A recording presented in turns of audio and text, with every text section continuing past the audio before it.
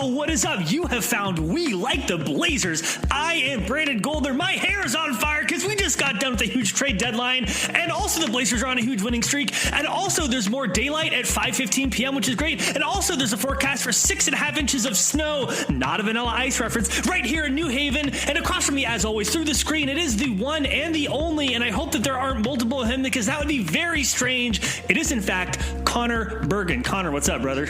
Brandon, what is going on? I have to say, you mixed up your name. You gotta get used to the new name. Brandon Mullen. Oops. Brandon Goldner Mullen. And the funniest part about that, well, old habits die hard, and the funniest part about that too is that at some point it's just gonna switch over to Brandon Mullen. So I'm gonna have to switch it again. You're going full get out of here. The whole name. I'm going the distance. He's going for speed. You know, the whole thing. Cake is singing about it. Cake is singing about it, and I'm trying to get my straw hair to do something. Connor, here's what I'll admit to you: as a man who pays for things like haircuts and who also traditionally has paid for things like color in my hair, you know what I thought? I was like, man, I did this when I was in high school. I know how to get the powder and the liquid, and you mix it and you put it on. And Connor, when you do that, you save a lot of money, but it also ends up looking like this. I feel like the caddy from Happy Gilmore, just the super straw colored. I mean, it's not curly like that, but like, anyway, I don't know how much I love it, but it is what it is. It'll grow out. No, I think it's a good look. I had to bleach my hair one time for like my fantasy football league's punishment. Just full on bleached hair. So it looks. No, yeah, like I got last place, and they were like, "You got to bleach your hair," and then I was like, "I have job interviews coming up." But anyway, I did it, and how'd that work out? Your hair looks a lot better than that. So thank you. I appreciate that. Sure. Yeah, it's always tough. Just as it's tough for any opponent of the Portland Trailblazers right now, Connor.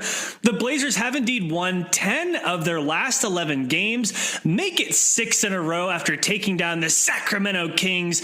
Who knew that Zach LaVine couldn't create this tidal wave of momentum towards winning?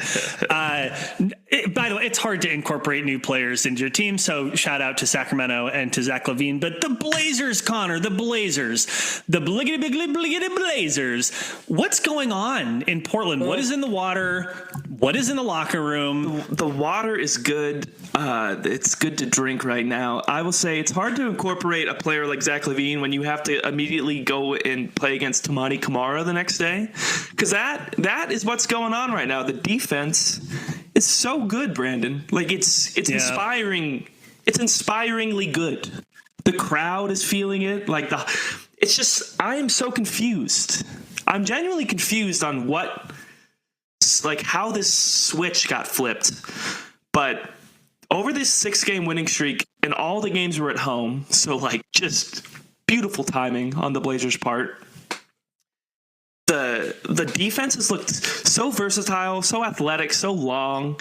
The amount of steals that players are getting, leading to breakaway dunks, the emphatic blocks, it was crazy to watch the crowd shift in perspective over 1 week, where it's the winning streak starts off with the Dame game, and there's been some horrible games this year at the Moda Center, and the crowd has been pretty dead. Yes. There's been some horrible games. Even when it's not been horrible, it's been just kind of meh, whatever. We're at an NBA game, we're obligated to cheer. That's what you do here. Let's cheer. And then over the course of 1 week, those cheers have switched from the obligatory to true passion, true organic, we are excited. And the team has been feeding off that. The hustle plays have been really what stood out to me it's incredible. It's just the second efforts, and the team is feeding off the crowd is feeding off the players, and everybody's just it's exciting after the first half of the season was so bleak. And again, the Blazers winning 10 of their last 11, with the lone loss being against the Oklahoma City Thunder, the best team in the league by many metrics. But what has then changed? And that's what I like. So you're sitting here 6 in a row, 10 of 11 for a team that, if just talent for talent is not one of the more competitive teams, you wouldn't think. But to your point, suddenly the defense looks different. Was it the benching of Shaedon Sharpe, which seemed to correspond somewhat with the beginning? I should actually go look now at that. But I mean, and I hate to be a Chauncey Billups apologist, and I'm kicking this to you, I promise. But like, the things that Chauncey Billups has said that he cares about, which is like defense and togetherness and hustle and accountability and putting an address on it. These things, which I think he was rightfully made fun of and chastised for, like, you have no head coaching experience and no credibility other than that which you gained as a player, which you absolutely do, but not as a coach. Yeah, Hall of Fame playing career. Absolutely. Also, two different roles: player, coach, not same thing. All those things that he talked about that we kind of laughed at now seem to actually be happening. And I'm just curious, what is it that started it? And was it in fact Shaedon Sharpe going to the bench? Why is this taking me so long? I gave myself all that time to go and look up. You laid the context out, my friend. I'm trying very hard. It's weird when you make the tab right now. What are you searching for right now? I'm searching for my meaning in life. I'm trying to figure out the quick article. No, I'm trying to figure out the game that, yes, it was. Connor, the game that Shaedon Sharpe was benched was the beginning of the 10 of 11. So is that what did it? Was it this demonstration of you have to do this or I'll bench you that led to this whole thing? I don't know if that is like. Just say yes. It's better radio if you just say yes, man, totally. Yes, that's the thing. There we go. Okay, now give me a real answer. Sorry. I think it is part of it. Because I read the good article by Jason Quick from The Athletic that came out this past week, and Corvallis native. Really? As am I. Yes. Yeah. Hey, you went to Corvallis High School. Yep. Hey, sweet, something's in the water over there, producing journalists. So the and like me, fake journalists. No, podcasters, baby. That is one of the events of like a shift that has happened. Quick mentioned 4 team meetings that all had to do around defense and accountability. One was with Scoot Henderson, the other was Shaedon Sharpe. And then another, I think 2 were with Sharpe, and then another with accountability throughout the whole team of can you hold each other accountable and like, can we really dig in here? And while like, I think chalking something up to 4 meetings maybe is like narratively sounds very neat.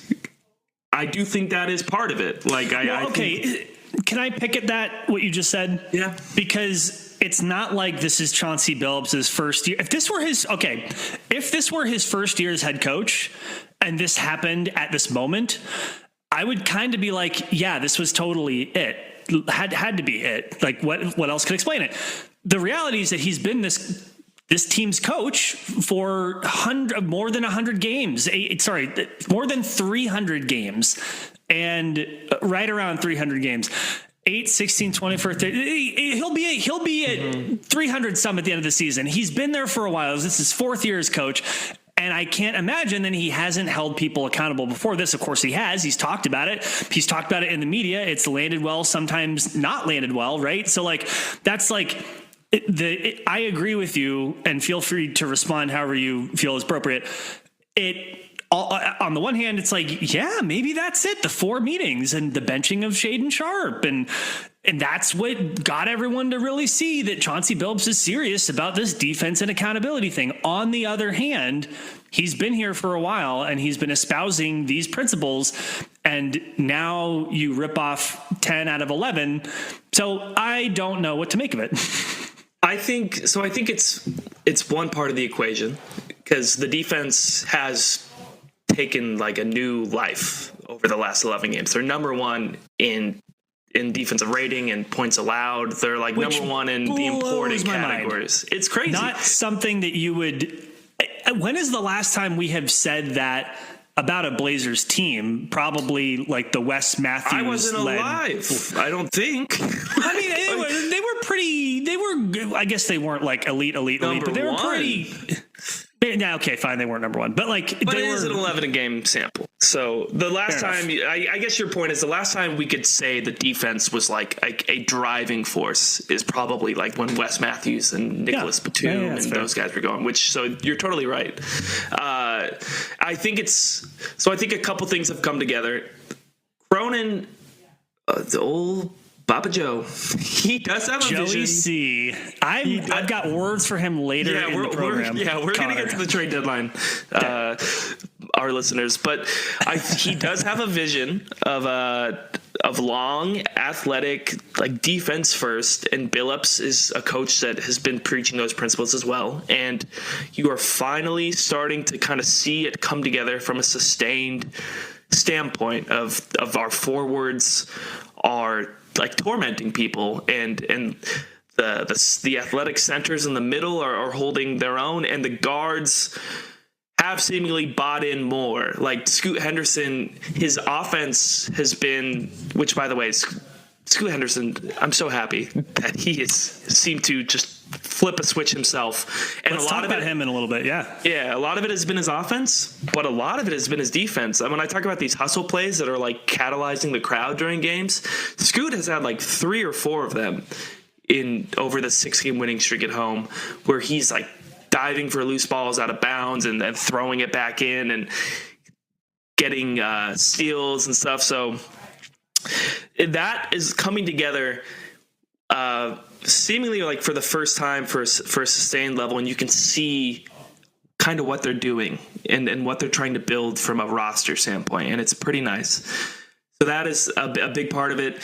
The meetings, I think, did have an impact because the players have said it, and I think you can't always take players' quotes like always to mean the most, but I agree with I believe them when they keep harping back on these meetings. You mean that NBA players are creatures of public relations? You don't say.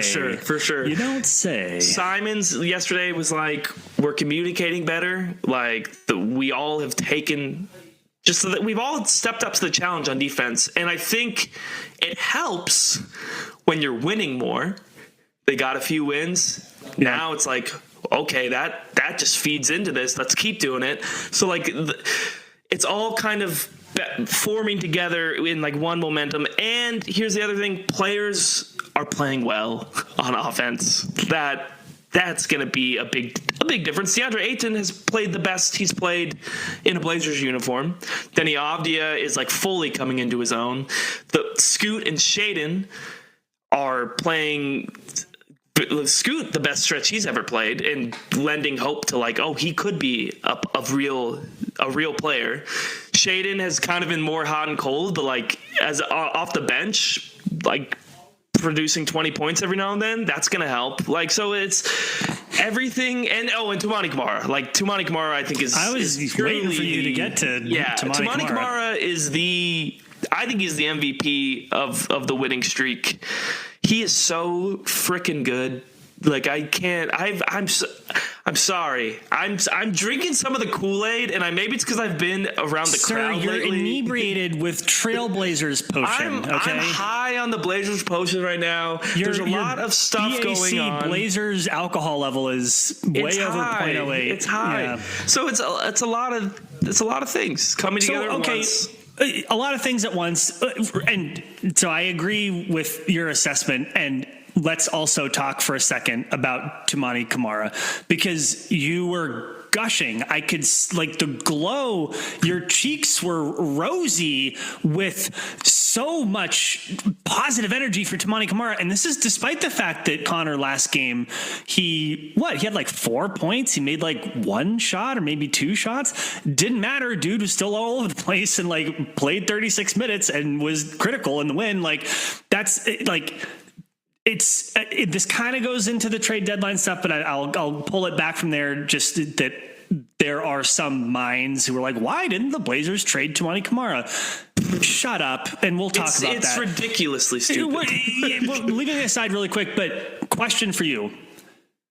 Does Toumani Camara, in the year of our sweet Lord 2025, make the NBA all-defensive team, first or second, either of those two? I think it depends. This year. I think it depends if the Blazers pull that plug. If they keep competing and are kind of around the plan, I don't think they get there ultimately. But if they're kind of around, can you name 10 better defenders in the league? I don't. That's the thing. I don't think so. Like, but I think the Blazers are in such a small market, and the team has been just so overlooked for the last few years that I think that fine. Go ahead. Sorry, I don't know why I'm being such a jerk about it. No, you're like. I think if we're going off of deserving and like righteousness. No, I'm asking if you think he'll actually make it. Wait, really quick before you keep going. I think the second team is certainly possible. That's not hot takey enough. You have to say yes or no. As of February 7th, do you think that Toumani Camara is making an all-defensive team? Okay, gun to my head, yes. Sweet. And can I tell you what I sort of agree? And I agree with your contextualization. The Blazers have to be doing something and can't just be hopelessly falling off at the end. We're going to talk about it in a second. He is getting respect from NBA officials. That's pretty rare. His ability to draw the most bullshit charges, Toumani Camara has already mastered the dark art of the absolute bullshit foul call, getting people to be just slightly out of control enough. He has already, with the officials, built enough legitimacy for his defensive intensity and frankly his positioning and like his not fouling, that he's able to draw these calls consistently. Connor, I think that's pretty special for a second-year player. You don't see that often. I think so, too, and I don't think you even saw it at the beginning of the season. Like, he's slowly been building up. Not as much. Like, yeah. I forget which game it was, but it was like twice in a row. It was like the same player twice in a row tried to drive on him, and he had good positioning. His footwork was impeccable, and he got the charge twice. I don't know, man. Like, it's pretty. I'm going to say that he's going to make all defensive second team because, like, to your point, maybe this does bleed into the trade deadline stuff a little bit. I mean, you were there actually, Connor. Is this a good pivot to the maybe like trade deadline? We're going to kind of go sideways into it from like Joe Cronin talking about it first. Yeah, let's jump. We're doing it live. I've got my chapstick in one hand, awkwardly pinched between my thumb, and my other hand's doing this thing. So Joe Cronin spoke to media, including yourself, post trade deadline. So again, reverse chronological order apparently. And something that he said jumped out to me when he was asked about whether he was going to allow the Blazers to make a push towards the play-in. What was Joe Cronin's response? You know what? I'm so glad you asked because I prepared beforehand and I have the tab open. This is A+. I got it right here. For those listening, Connor's holding up what appears to be a very expensive telecommunication device. Without a case, like a damn fool. Anyway, I don't understand. People who don't use cases are literal psychos, and that includes you. There is some slight reasoning that we won't get fully into, but it is stupid. I would love to hear this story. There's a whole backstory. All right, another day. But all right, so here we go. Here is Cronin's quote on are the Blazers gunning for the play-in? Here's Cronin. I think it would be unfair to take it away from them. For me, I'm so proud and so excited about these guys that the sky is the limit. Go, guys. Go win. Let's see what you can do, and I'm here to support it. Joe Cronin. A noticeable change in tone, I would say, from years past. A noticeable change in strategy from what Joe Cronin has demonstrated in years past. Mm-hmm. And again, like, it's not like we have like call logs of him calling Chauncey Billups, like, you need to start sitting these guys. But, basically that's what happens. Shut it down. Shut it down, everybody. But yeah, like Joe Cronin, Papa Joe, Joey C, coming across like a supportive father. Guys, go, keep winning. Here's the question though. Can you take the statement at face value? Absolutely not. Like, do you believe him? Do you believe him? Well, that's actually different. That's a different question, to be honest. Like, yes. Can he take it at face value? Like, no, but do I believe him? Like, I guess maybe, yeah. Like, I don't think he would have said that if there weren't a chance that he's not going to pull the plug, right? This is the first, this is the first time all year that I'm genuinely confused on if they're going to pull the plug or not, because the whole year I was working with the assumption that it would happen. I think everybody was. I mean, look, the whole context for this year was sag for flag or capture the flag or go into the pooper for Cooper or whatever you want to call it. Whatever silly rhyme you want to make up about getting the number one pick, that was the MO, not just for the Blazers, but for many teams around the league coming into the 2024-25 season. So yes, to hear Joe Cronin say, I hope they make a push for the play-in, to see the team win 6 straight and 10 of 11 is not what anyone expected. Well, and the Blazers, I was looking at Tankathon, they're out. The worst they could do, it seems realistically, is sixth worst, and that's kind of a stretch. Can I slide it? Oh, go ahead. I have such a juicy one for this. No, it's the passion, Brandon. The seventh spot is very attainable. The 7th worst record. So they're kind of out of like the big sweet spot, but they could get into the middle ground. Connor, I have some news for you. Because I, like you, I go to Tankathon. I'll admit it. I push that Russian roulette button as much as I can, and just see where the chips fall. I looked at the standings, Connor. It turns out that as of now, after this win against the Kings, Portland is as close to having the 6th best odds as they do the 20th best odds. That's where they are. They're as close to 20th best out of the lottery as they are 6th. So that's like when we had this conversation recently about are the Blazers winning too much? I said no. You said, yeah, but really it's because they're not playing the young guys.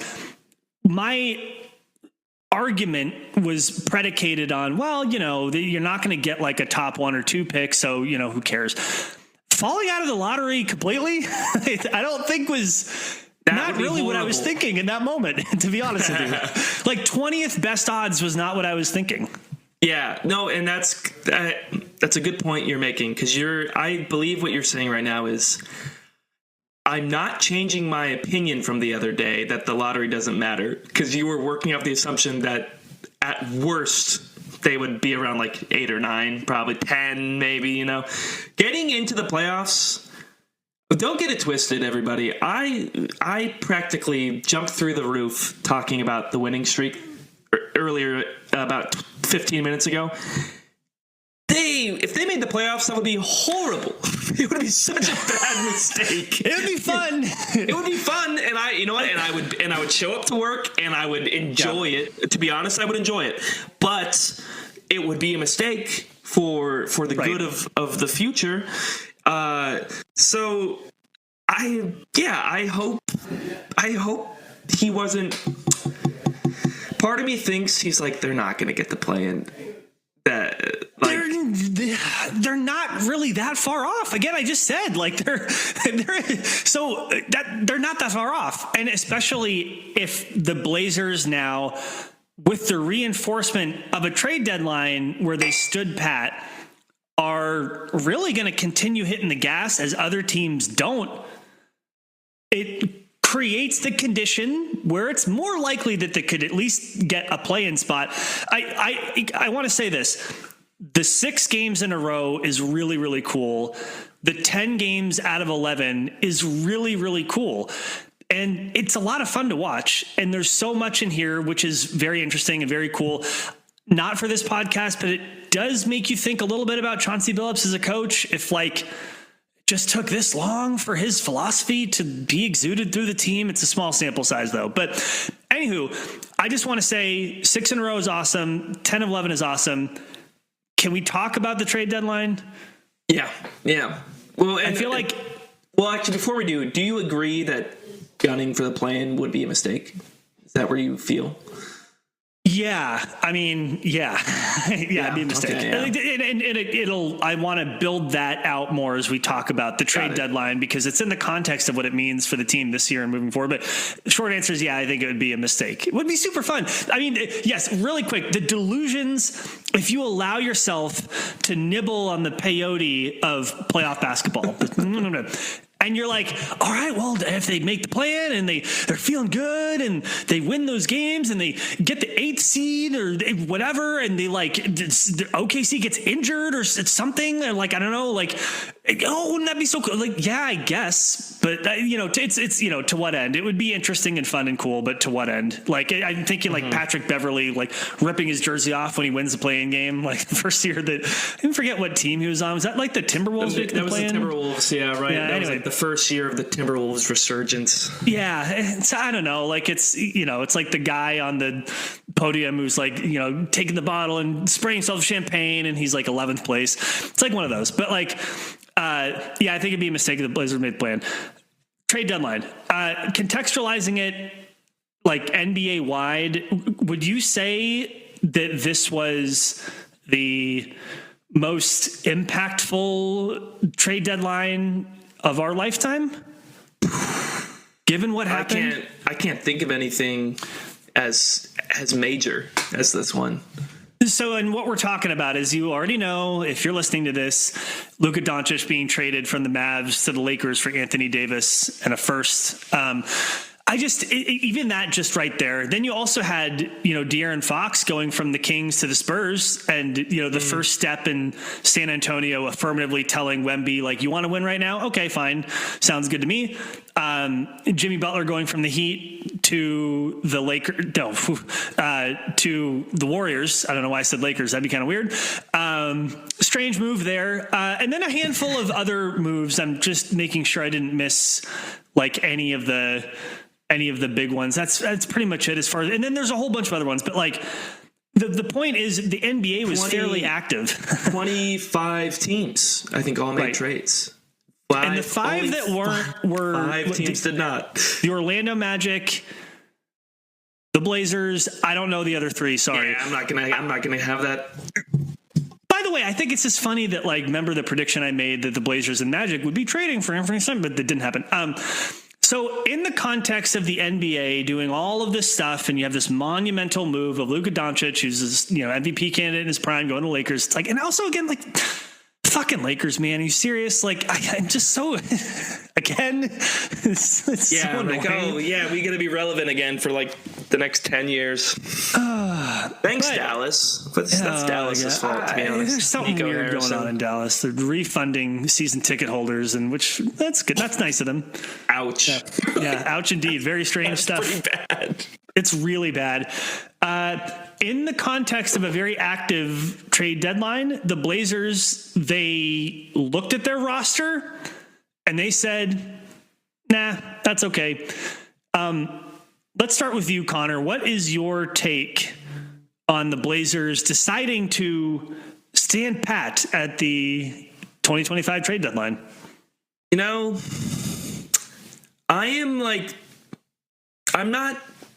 pitchforks are out. First of all, I would say my reaction regular is, forks. Oh yeah, no regular. About sporks. A nice salad fork is out. I would say like a camping fork in the little Swiss Army knife. Yeah. Or you're at like a nice Italian restaurant, you get a little Caesar salad, little fork. That is where I'm at. For the olive, maybe. Yeah. I'm. My reaction is tepid. Okay, it is like.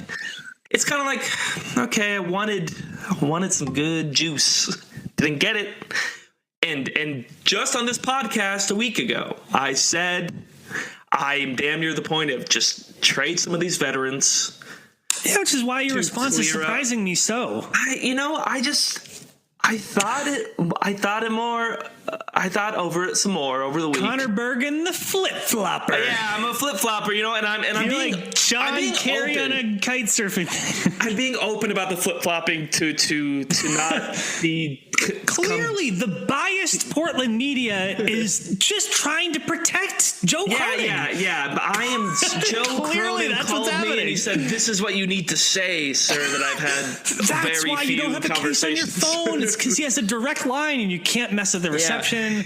Here's what I'll say though. The point is, I said last week I'm to the point where I'm pretty much I would want them to trade the veterans just for the sake of role clarity and moving on. Then honestly, the next few days I thought about it.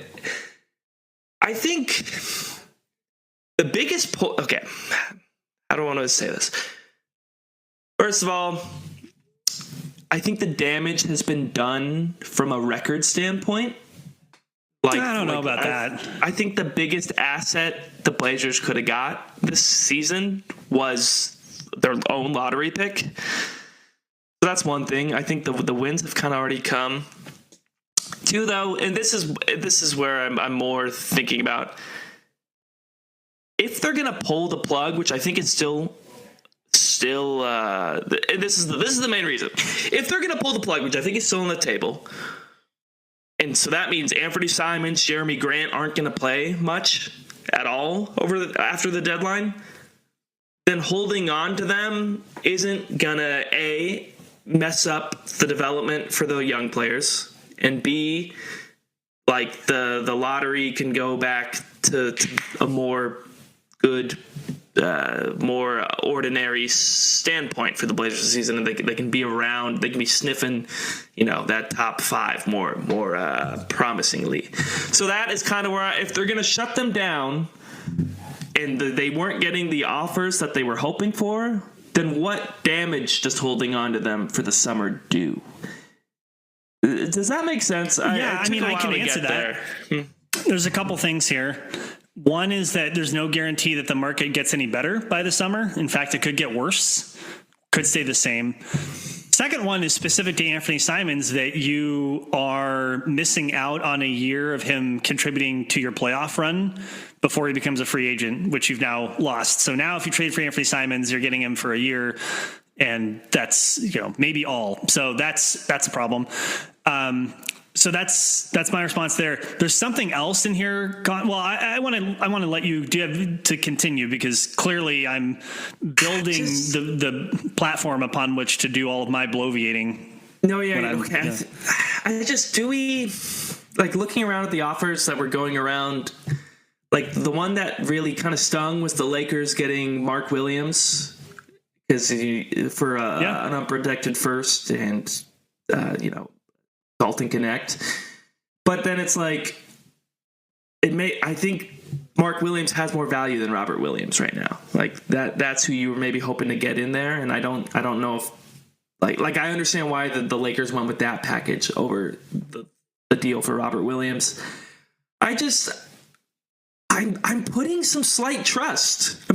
And maybe I'm wrong, but I'm putting some slight trust that Joe Cronin believes that he can get a better offer for these guys at the summer and in the next transaction cycle. And I think where the biggest mistake was maybe not dealing them this past summer. But since he didn't do that, and then he wasn't getting the offers at this deadline, I'm okay with him moving on to the summer. Like and maybe I'm wrong, but I'm putting some trust that they will work and get something that they like better in the summer. And at this point, I think what's the harm in waiting for that? I don't think the market is going to dramatically go any lower than what it is right now. Yeah, we don't know, right? Like we don't know. It may not. And also, like, Jeremy Grant could get hurt, could play better. Like Anthony Simons, Jeremy Grant, like, could play better, rebuild their value. The marketplace gets better for sellers, and you're right. And then it's much better that they wait. The opposite could happen. We really don't know. I mean, the fact that they waited so long to trade those two in the first place, I mean, they definitely, in hindsight, should have already moved on from them. But there's also another component to this, which I didn't actually talk about. I did a wee little piece for Blazers Edge. It was originally just going to be aggregating 2 other trade deadline grades. And then I was like, I have some opinions too. So I did a little bit of writing. But I'm now looking. Connor, are you aware of the Blazers' future draft obligations? Is this something you have seared into your memory? I do know incoming and outgoing picks. I know for sure that they owe Chicago their pick if they don't get in the lottery. They for sure do. They also for sure are sending their second round pick unprotected. And they do have a second round pick coming in, protected 41 through 59. Very strange indeed from Atlanta. Connor, if the Blazers continue doing what they're doing, we already just said they're closer to the 20th best lottery odds than 6th. They will have nothing this year at all. And whether Jeremy Grant... If they make the playoffs. Correct. If if they don't get that second round pick from Atlanta, which they definitely may not, they'd be looking at no picks this year. That's really unacceptable and disastrous. Again, I didn't even think about that. And that's bad. Also, like, part of, you said role clarity. Yes. Like I maybe it's great to bench Shaedon Sharpe and like teach him a lesson. And that's what, caused this burst. And also, like, players, as a coach, you need to have, other ways of motivating players other than just sending them to the bench, especially if you expect Shaedon Sharpe to become a star, right? Damian Lillard ever get benched? No. Like, once you get to a certain point, you don't get benched anymore. So, like, I don't know, like, the development minutes is a problem too. And to the extent that the veterans, whether it's Robert Williams, whether it's Jeremy Grant, even though he hasn't played that well this year, whether it's Anthony Simons, who I think has been a positive in the last couple weeks, just trading them so your team is worse so that you get your pick this year, also a great idea. I don't know, man. Like, you can hear, my opinion is that the trade deadline was pretty bad. Well, do you want to give, what was your grade? Well, I'll tell you, Connor, I'll do a little bit of light reading. So again, check out my work on Blazers Edge. It was not very much really, but like, it was good. I liked it. It's just a little something. I gave him an F. I compared the current streak to the 13 games in a row that they had in 2007. Key difference there, Connor. They had Brandon Roy, LaMarcus Aldridge. They had Greg Oden waiting in the wings. That's your team. That's your championship core. Perfect. Boom. And it was a lot easier to enjoy. And now you're like, oh, they're on this big winning streak. And like you think this is a championship core? Does anybody think that this is a championship core that we're building towards? I don't think so. You're shaking your head for people who aren't watching the video. And I wrote, can you squint and see a contender in there? I can't. It's hard to imagine. Joe Cronin can't either, which is why it's doubly frustrating to have both not opened up development minutes for all of your younger players, but then also made it less likely that the Blazers get a franchise-changing talent in the draft. And so you're trying to appreciate all these wins. You're also like scratching your head, like, what the hell are they doing? It's a confusing place to be, and I'm not. You're not alone in there. I'm confused myself. But here's actually there's another quote. There's another quote from the that was kind of nice. There's another quote from the press conference, because that press conference from Joe was like a bit of a nothing burger, like not too much. What was he going to say? Yeah, like what's he going to say? They didn't do anything. So like you're not going to get. He's like, man, I was really close on Luka, and he, we got away from us. So, but there was a few things that I found interesting. One was that quote at the end about where, we will gun for the plan, I'm not going to get in the way. There was another one that I thought was the other most important quote from it. And it was a question from Sean Highkin. By the way, I had this question in the old notebook, but the old Highkin beat me to it. I was doing some stuff out there. You're like the Danny Ainge reporters. Like, I was so close. I was so close to asking this question, but then I didn't do it. So I had several opportunities to ask the question, and then I didn't. Okay. Oh, I lost it. There it is. Here it is. So Sean asked, hey, does team is won 10 of their last 11, 6 in a row, or at that point, 5 in a row. Did that change your approach heading into the trade deadline on these deals? And here's what Joe said, and I was kind of relieved to hear what he said. Our approach remained the same. We're heavily focused on the big picture. While we're happy about the way things are going, and of course my job is to weigh that and make sure that I'm putting the right dynamics around this team, and had to consider not rocking the boat. But big picture is way more important for me. I want to build a sustained winner. The way we've played recently hasn't weighed on these decisions. And I'm glad he said those things. Like, I don't mean So to do you not believe those? It's not even that I don't believe it. It's that regardless of what the truth may be, he would absolutely say that because that's the correct answer to say. Yeah, man, like the last 9 games, this changes everything. Like, no one's going to say that. And I truly don't believe that the last 9 games influenced anything. Like, which actually in some ways is worse. In my view, while I said not 2 weeks ago that the Blazers were not winning too much, I've also been very consistent that if you believe in these young players, they need to have the reps, the minutes, the starts, and the development in order to prove what they are or aren't. It's more difficult to do that when you have the Jeremy Grants and Anthony Simonses of the world in front of them. And also, it's probably better to have better lottery odds also. No, okay, so I'm glad you, okay. I think I need to put a caveat then to my opinion on not being too upset about the deadline. Oh, this dude's flip-flop. No, I'm not flip-flopping. I'm not flip-flopping again. This was the point I'm trying to make. He's flopping like a fish in the pan. If the shutdown is coming, then I think it's fine. If the shutdown is coming and the minutes open up and they still lower their or I guess increase their lottery odds by playing all the young guys and not winning a lot of games, and they land in that 6 to 9 range for the lottery, then I think the trade deadline made sense. If they play Anthony Simons, Jeremy Grant the rest of the season, and they keep winning games and they keep playing Scoot 25 minutes a game, then I think it was a pretty stupid decision. Like, because I think am I being too, like, do you see my thought, or am I? Yeah, no, I do. Am I siding too much like both ways? No, I cannot get my hair to do anything resembling not a cartoon. I don't understand. Anyway, it's fine. No, I do understand what you're saying, and it is a reasonable, informed opinion, which is something that you are known for. So that part doesn't surprise me. Where I'm having a little trouble. Very happy to hear you say that. Very nice. Yeah, your brand. Who's your brand manager again? My mom. No. Thanks, Ma. Shout out to the mothers out there.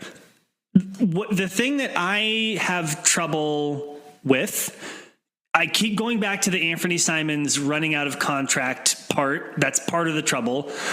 The other part of the trouble is I don't think that you can just assume that there will be some robust market for Jeremy Grant later. I mean, the one thing that I can understand is Matisse Thybulle, who has not played at all this year, and that's weird and a bummer, right? Like if he was getting ready to come back from injury and got injured again. So if he were playing and he looked reasonable, like maybe he'd be a trade candidate. I will also say, by the way, just letting myself be a little optimistic, because it'd be so much fun when Matisse is back and it's like, he jumps into this mix. Defender like that. Yeah. It's going to be a big Matisse fan. He's going to be putting people in hell. So, that's the thing, though, is that there's no guarantee that you can trade these players later, which is a lesson that we learned by them not getting traded earlier and having their value crater and the league-wide market, frankly, crater. I don't think we can just expect that to come back during the offseason. Yeah. Yeah, which is, so I guess we'll... Because, tell me, like, I'm not a big salary cap guy. I'm sorry, I'm not a big salary cap guy. I don't think you are either. But, like, my understanding is that part of why, like, you saw Rudy Gobert, right? Pretty recently, a couple years ago, whatever, 3 years ago now, 2, got traded for like 6 first-round picks, right? And now we're in the environment, totally different environment, where Marcus Smart, you had to attach a pick to get rid of him. Where Brandon Ingram, you got back a first-round pick that was protected, a second-round pick, and Flotsam for Brandon Ingram. And so that's and that is informed, I believe, by these new second apron rules and these monetary penalties that franchises face, and not even just monetary penalties, but penalties in like draft pick if you go too far over the tax. Like that has changed the dynamic of the trade market meaningfully. And that's part of why we find ourselves here where players are going for fewer draft picks than maybe they would have gone in the past. I don't think you can expect that to just change during the offseason. This could just be the new normal. And he did say, he was like, yeah, the used to see firsts flying around. And he's like, but that's like, I've heard this so much, Connor, and I want to nip it in the bud, where the dynamics of an NBA trade market 2 years ago or 1 year ago, we can't just think that that's the baseline, because CBA changes, salary cap and salary apron changes have an impact on the market. Now, it could come back around. It could, but I'm saying it's possible that it doesn't for a while.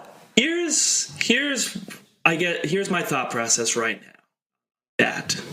So I think those quotes that we've read, the last 9 games, 10 games didn't really weigh into these decisions. We're still thinking long term. That quote is in direct contrast to let's gun for the plan, because I don't think that was ever the plan this season. Yeah. So I think so you kind of have to choose which of those two you think is more accurate for what they're thinking. And I believe it is the first of this doesn't change our opinions. And I believe the plan has always been to move on from the veterans at some point. It has not happened as quickly as I have liked it to. But I think I believe them. I believe that's the plan. And I believe that he doesn't think that has changed. So, and of course, these are assumptions a little bit into his thought process, Joe Cronin's.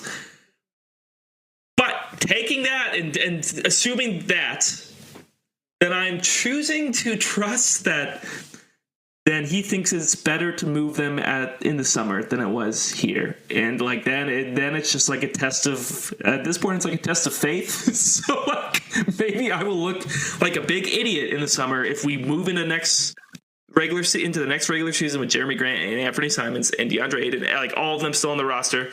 But I think the big fear that people are having right now, apart from lottery odds, is that the Blazers are like, oh, this is a team. Like you said, oh, we can squint and we can see the contender right here, and let's actually build around what we have. That would be like the worst miscalculation. Oh my goodness! And if they did that, I don't think anybody is thinking that with any level of seriousness. I've seen some comments, man. I'd be reading the Blazers Edge comments. That is as many. I don't think anybody who controls decisions of the team thinks that. Not with any level of seriousness. I agree.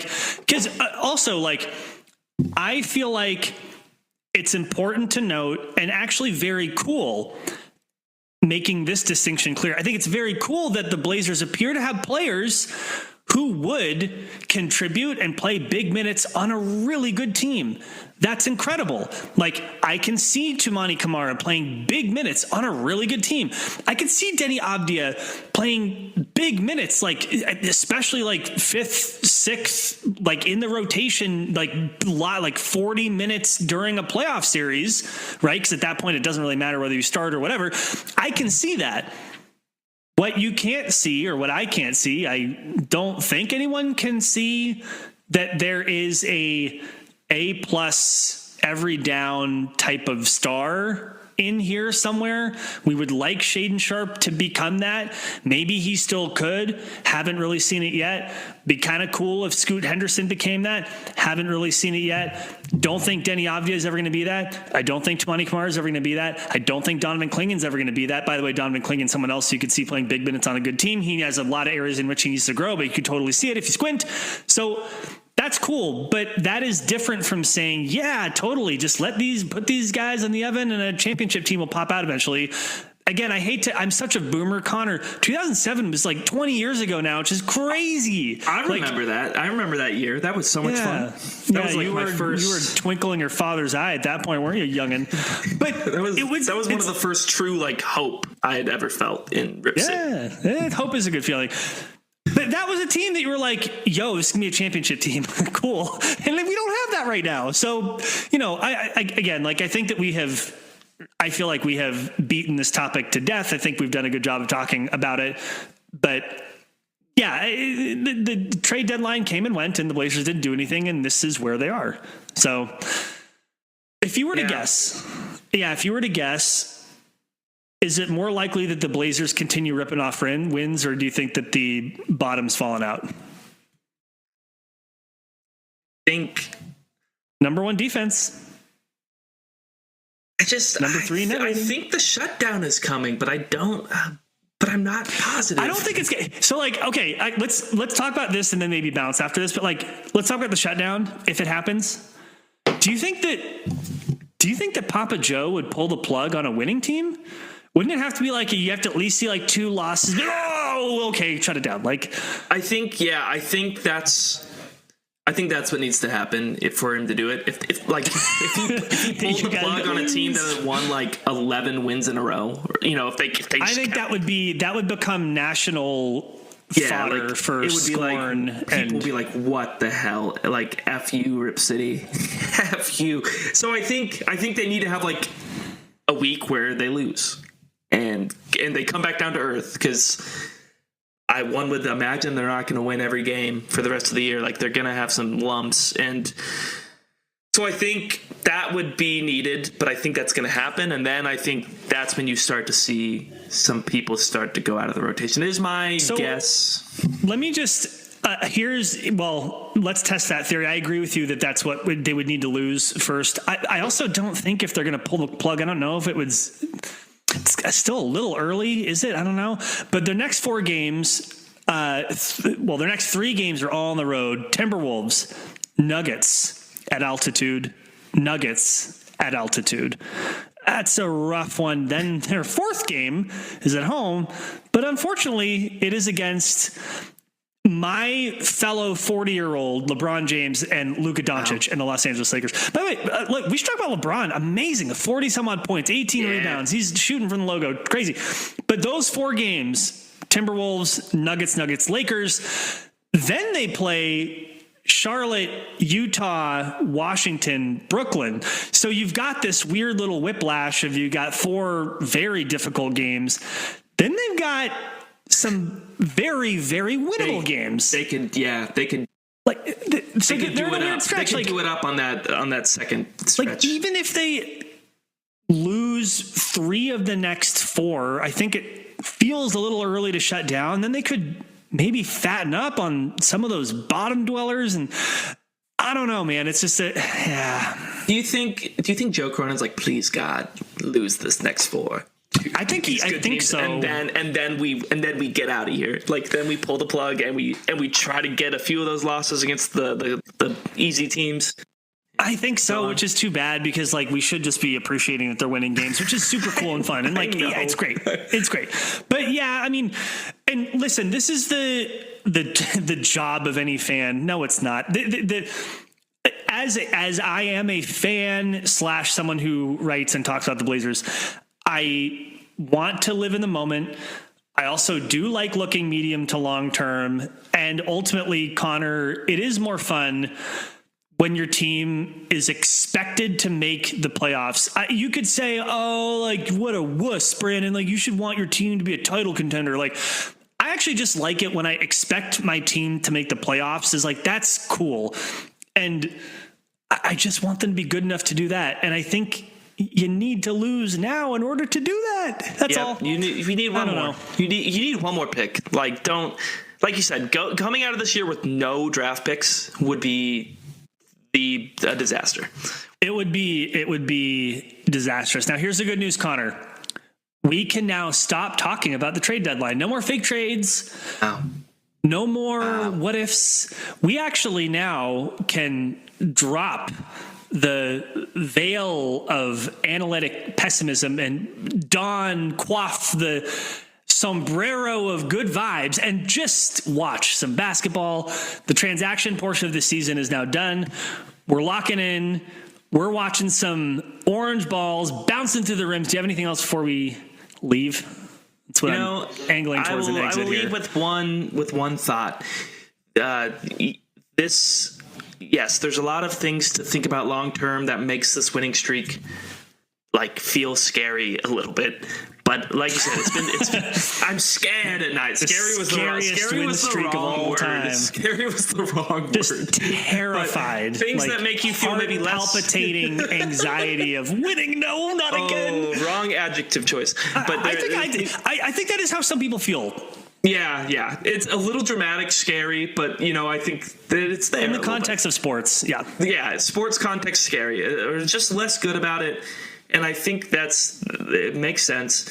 But I do think it has been important, like you said, to see these players on this team show that they can compete on a good team, to see the young guys like Scoot Henderson make important steps. And I will leave, my final point is, I will leave you all with this image.